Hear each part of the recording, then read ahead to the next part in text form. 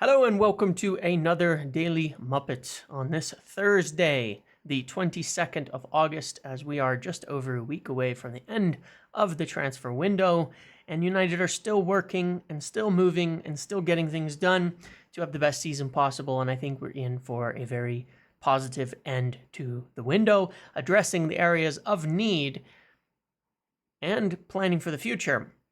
And with that, we're going to discuss today as well a surprise reported by Fabrizio Romano of a young signing. So we'll talk about that, talk about Manuel Ugarte and the progress that has been made there, talk about still some potential outs and sales, and so much more before we get into tomorrow, where we will preview yet another game, and a big one, as United have not won 2 games in a row in I think 5 years to start the season, maybe 6. Since Jose's second season, I believe. So let's get right into it. First and foremost, we have that United have signed this young talent from Mali, Sekou Kone? Sekou, I'm not going to get that right, Kone, from Africa. And that's awesome. I mean, this kind of came out of nowhere. And let's pull up some stuff here on him and look at it. So, first we have this from, this we have from Fabrizio, and wow, I mean, out of nowhere, United agreed the deal to sign him. He's 18 years old, or he's about to be 18, if I'm not mistaken. He was born in 2006, so he's 18 or he's about to be 18. We've agreed a deal for him, considered a top talent, part of long-term plans, similar to Chido Obi Martin. So if you don't know who he is, because I have no idea, so I looked it up immediately to read, and I'm sure that's what everybody's doing. This was from Talent of the Day. This was way back in December, okay? So this is not like someone watching him now, but this is a relatively decent account, in my opinion, on watching, and if you're looking for some profiles on players and things like that. 17, he's not short. I don't exactly know what that translates into feet and inches, but I've seen some videos, and he's a fairly tall player. Modern holding midfielder, DM, CM, strengths, pace, passing, vision, technique, positioning, tackling, athleticism, work rate, right-footed, similar type of player, Michael Essien. So, potential 9 out of 10. Yeah, there's some video to watch of him. You can see he's a physical player. He looks talented when you watch the videos I've watched of him since this time, which has been like the last hour. I've watched like 5 or 10 little clips and highlights and things. Looks very impressive. It's one of these signings you're like, holy shit, United don't make these signings. Where did that come from? But you want them to. This could, of course, be the work of Chris Vivell, who, the Salzburg clubs, the Red Bull clubs where he has some connections, have a history certainly of recruiting well from Africa. And so this could be certainly part of his look. Now, this gives us another defensive midfielder prospect for the future, where we finally will load up. And as I said in the past, where Ineos and the new ownership are looking at how do we actually prep ourselves for the future, to where we can actually finish the squad once and for all. Well, it's getting in proper signings, but also having people to come up through the ranks from the youth level. And it looks like we may actually be getting there with players like this, with Chido Obi Martin. Now, you sign Ugarte, in a year or two, this player might be ready. Now, Laurie Whitwell in his article says that he's going to initially start in the under 23s or under 21s, I think it is right now, as he adjusts to England. However, from talking to some people about it, I would say maybe not the whole year, and that he definitely could be into the first team or getting some minutes by the end of the season in cup games or in the Europa League or something like that, for sure, if that's the case. But I would say we could see him around the first team relatively soon. So yeah, another player to add in a defensive midfielder. If we can sign one midfielder this year, another next year, well, then we are loaded for talent and loaded with possibility for the future. So I love it. I think, Statman Dave found a little one stat here, high volume of duels. So it doesn't really tell you much. You got to watch a lot and look at a lot of games, but it's always interesting to see these types of things. And I think that was that's a pretty cool surprise. I mean, these are players you would hope to see. This is where guys like Caicedo came up as options and we didn't go for them. And, you know, these opportunities to see these players. And so I think we're really getting a strong future at United. And very excited about it. Very excited about them making these kinds of deals. These are the ones that you want to see. These are the ones that you want to have happen. These are the ones that, you know, in the long term can pay off, where 2 years from now we're looking and saying, well, we've got Ugarte and Mainu and Bruno's aging a little bit. We've got Mount, but we've also got another signing in. We've got the Fletchers. We've got Kone. We've got Shea Lacey. We have all these talents kind of coming through to where we're not needing to make 2 signings for every position all the time, but can constantly bring youth up into that backup kind of role. And that way we're only signing top level talents and maintaining having good rotation. So obviously, again, a part of the plan to really round out the whole squad for now and for the next 3 years. These are players you could see in the first team in the future. So that's for the future. I don't think that is a player that will have necessarily an impact on this season, but I do want to add, as I've said before, a player who plays in Toby Collier's position. At the age Toby Collier is at, and all of that, they want to see what he can do, but he's not at all, as of now, a guarantee for the future of United being in a 6. And they're signing more young players to add to that position, and that kind of tells you that. But then there's more, of course, Manuel Ugarte. Now, I mentioned yesterday's video that they were moving closer in these discussions. I talked a lot about why United wanted him. I talked about them kind of coming a bit closer and United maybe increasing what they were willing to do. And then I teased a little bit last night because there's some other things that I've heard, but for now, not for me to share. But I will say that there is certainly a lot of confidence growing from all parties that this is a deal that will be done very shortly. Player wants it. Everyone wants it. That's why you expect this to happen.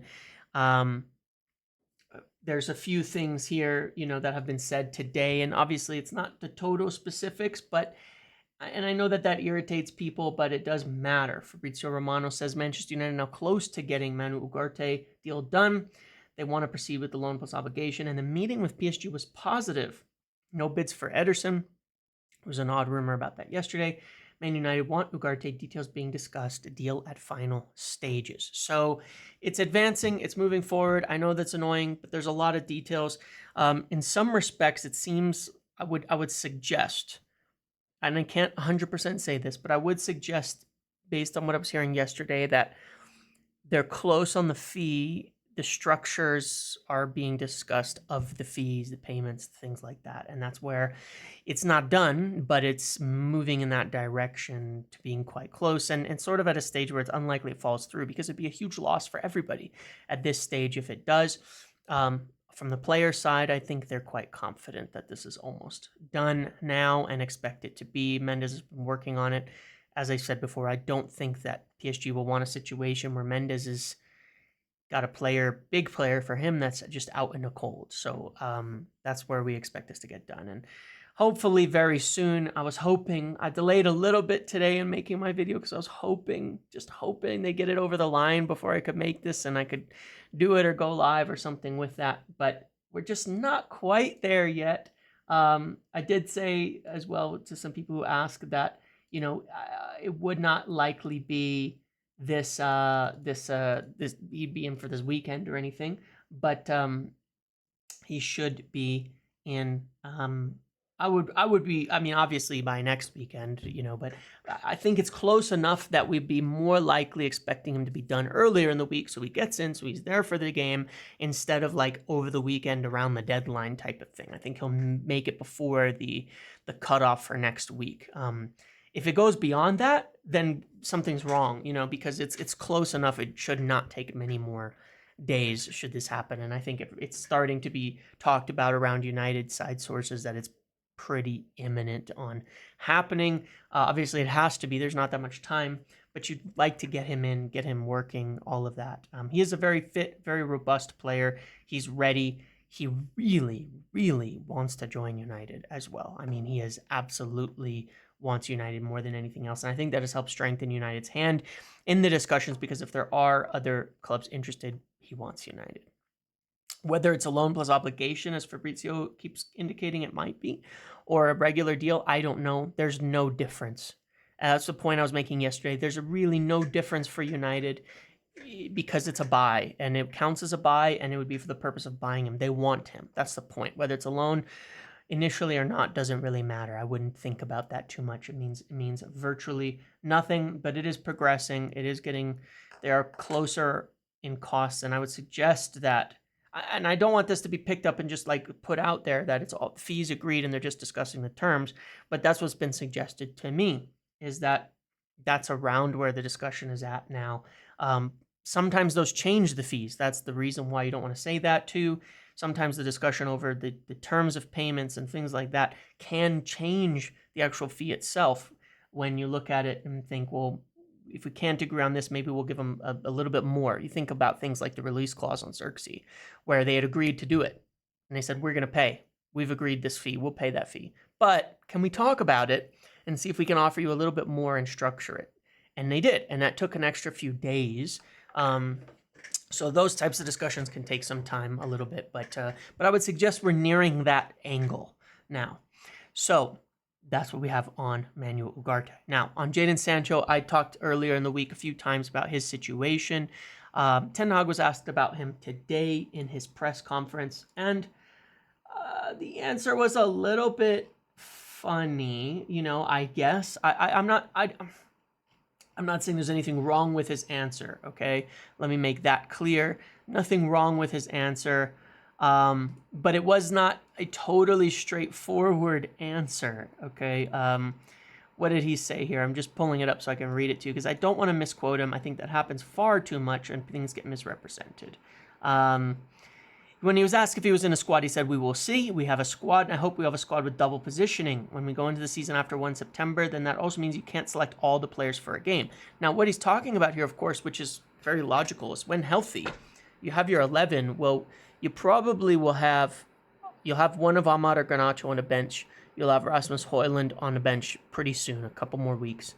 You will have Mason Mount on the bench. You will have likely Christian Eriksen to be available, perhaps McTominay, perhaps Casemiro if Ugarte is brought in, which we expect. You're likely going to have, De Ligt or Maguire, then a Lindelof or Evans or both, 2 keepers, and you don't have enough fingers on your hands, and so of course you don't have enough space in the squad for everybody. And that's not counting Jadon Sancho and Antony. So you start to have to make decisions. Do we want 3 forwards as backups? Do we want 3 forwards, 3 mids, three center backs, and 1 goalkeeper? Can you even have that many? Or is it just 8 or 9? I don't even remember, but it's too many people, because United do have a very full senior squad at this point in time. And some departures would help. If McTominay and Casemiro left, and Eriksen left, that would obviously free up a little more room in the squad on the bench. But if not, the decision has to be made every week, which players could be most impactful. So then he also went on to say, but we need all the players throughout the season, because this will be a season of survival of the fittest. You have in Europa League, you have rotation. We have to manage it, but also the attitudes of the players are important. Sometimes they will be disappointed, but they have to deal with it. You don't win with 11, you win as a squad. The prizes are decided next May. So until then, we need all the players in a squad, and we need a high level of motivation. So I think all he's saying is, like, if you're not selected, keep working. And I don't think there's anything wrong with what he said. I don't think he said he was unhappy. I think people would draw into that. But I think the point was, there are going to be people left out, and they're going to be disappointed sometimes, for sure. Now, subtly, is it a little bit of a push? Probably. And I don't think that that's a bad thing in this case, as I've been telling you and saying, and I stand by this quite strongly, that Jadon Sancho would like to leave United. And in an ideal world, that isn't to say he's not going to try. That's not to say he's not putting an effort. That's not to say that there's a situation. This happens all the time. Christian Eriksen would rather leave too, and go somewhere where he would play. But there may not be a deal yet on the table for that. McTominay would like to go and be a starter somewhere if he could. So it's all conditional. It's all conditional when players don't want to be there, stuff like that. But Jadon Sancho would rather get a fresh start somewhere else. And I think that everybody would rather he gets a fresh start somewhere else. And there are active conversations going over that. And just a few minutes ago, there's a report from a good journalist in France, Fabrice Hawkins, who I think is very close to his representatives of Sancho. My observation, not info, but my observation of some past things that have been reported, is that Juventus have open talks again. Now, they were open for Sancho in the past, but they needed to move on Chiesa. I think they're closer to that, but I haven't been following them because that kind of fell away. Now, what is on offer? Because, again, it needs to be better than just a loan with a partial option, but that may be all they offer. If they offer a loan plus obligation of a bit lower than we want, but maybe 25, 30 million, I think United would accept it. And I think that would suit everybody should something like that happen. So, yeah, we will have to see on this. This is ongoing. They are talking about this, and as I've been saying since last week when he wasn't included, this is something we have to keep an eye on because it is very active, and there is a good chance that Jadon Sancho could depart United. Again, it all comes down to if someone can present a reasonable offer, though. So that's always been the issue here, and what we're always kind of waiting on. And I wish I could be more specific about that, but he does want to go, and I think that again they've handled it well where he's integrated into the squad. If he stays, he'll stay, and it's not a drama. If he leaves, he leaves, and everybody gets a fresh start. So yeah, Juventus still interested. I still think Chelsea could open the door to this, but we will see. Very active situation there, and that would be, I would say, huge sale for United. In terms of wage savings, in terms of the money doesn't really is going to be a bit of a wash, but in terms of the wage savings, a big sale, big removal, and something that could allow United. It's probably a bit late to throw a big bid somewhere, but savings will matter for next summer anyway. In this 3-year rolling PSR cycle, then anything we save is going to just help us spend later down the road. And we talked about yesterday the savings that we made on our PSR. Significant, big improvement even with Ugarte coming in, but this would even open up more savings there. So I think it could open up something big for the future. But that being said, it was mentioned again by Laurie Whitwell. I know this has been mentioned all summer, and I'm still like, I've heard it all summer, and it's not that I don't think United want another striker, but it's sort of like who in an ideal condition. The Tony thing has kind of gone by the boards a bit. And why? Why would we buy an older striker and not get a left back? That would be my question. There's things about it that don't make sense when I look at this. I'd rather get an older coverage at left back. Far and away get an older coverage at left back than to get somebody in, as a third, fourth striker who, what are they going to do? What are they going to do? With all the players that we have available, we already can't fit all of them on the bench, in terms of the forward position. So, and I kind of get it because you don't have the experience with Xerxes and Højlund yet. They're both young players, and you want someone a little more reliable. But at the same time, I think we have enough talent. I don't want it. But if you move on Jadon Sancho, then I could see that. And then using Garnacho, Højlund on the wings and having an extra player in there could make a difference. So I could understand it. Laurie Whitwell says they're still looking at it. But we'll see. I mean, I don't think you buy somebody who has any blocking on a like I'd take a Cavani type, but who's out there? And then if we're going to spend money there, why don't we spend it at left back to have coverage? Just in case we can't rely on Luke Shaw. That would be my opinion. I haven't heard any names. I have not heard any names as of yet there. So I don't think anybody has. That's kind of the thing. We keep hearing about it, but there's nothing too specific. So maybe we'll get one, maybe we won't. In terms of outs, we've talked about Jadon Sancho. Scott McTominay still in discussion over potentially leaving. As I've said many, many times, it would need to be a good option. Napoli still interested. He would take that move, but they need to make a good offer for him. Yeah, it's just how it remains. I think there's been a bit of internal conflict over McTominay and where it's at. And I think at this point he expects to stay, and everybody probably expects him to stay too, just because there's no real offers on the table. But I think there's been a bit of debate. Like, do we want to say that he needs to go or should he stay? And I think they're settled on that now. I believe that, there's some things, interesting things that Ornstein and Duncan Castle said on their podcast that they did together today, which I've shared before, and people were not happy with me saying it, but it was the truth, which is that Ten Hag wanted Amrabat. Well, Ten Hag wanted to keep Amrabat. I think what he wanted to do was keep Amrabat and keep McTominay in the team. Ideally, that was his view on things. And so the money needed to be spent to fix these other positions. And for a while, United could not move on a midfielder without making a sale. That was the position for some time. And so there was a little bit of conflict over the McTominay thing. And then at a certain point, I think Ten Hag accepted, okay, I would let McTominay go so we can get a midfielder in. That was what was impressed upon him. And I think they all came to an accord over that. And then they made some good other sales and got some good deals. And now they're able to likely get a deal done without selling McTominay for Ugarte. So it kind of suits everybody.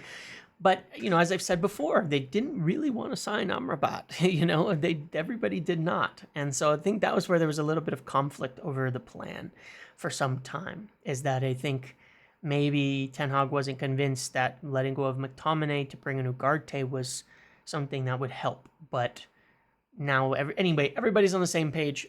I wouldn't worry about it. I'm just saying that, there were some little discussions and things about all that. Christian Eriksen, it was reported there'd be offers for him, but we haven't really seen them. But certainly he's one that could go as well.